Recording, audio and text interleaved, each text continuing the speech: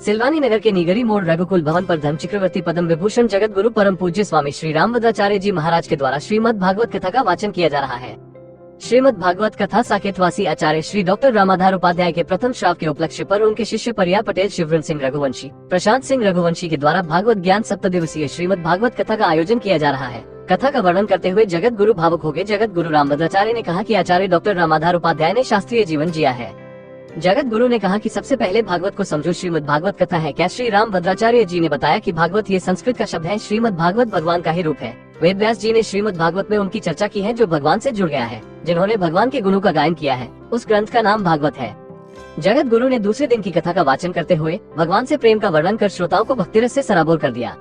कथा के बीच बीच में भक्तगण तालियां बजा रहे थे। स्वामी रामभद्राचार्य ने कहा कि भगवान से ममता हो जानी चाहिए, यही वास्तविक प्रेम है। संसार की सभी ममता राघव व माधव में समाहित होनी चाहिए। प्रभु से इतना प्रेम करो जितना गृहस्थ अपने बेटे से करता है। विश्वास इतना करो जितना मनुष्य अपने मित्र से करता है। डर ऐसा होना चाहिए जैसे स्वामी से होता है। बच्चों को देखकर भगवान का स्मरण हो जाता है। भगवान के बाल रूप की उपासना होनी चाहिए। उन्होंने महाभारत के कई प्रसंगों का वर्णन किया। कहा कि महाभारत की रचना वेद व्यास जी ने की। नारद जी आए और वेद व्यास को इसके लिए बधाई दी।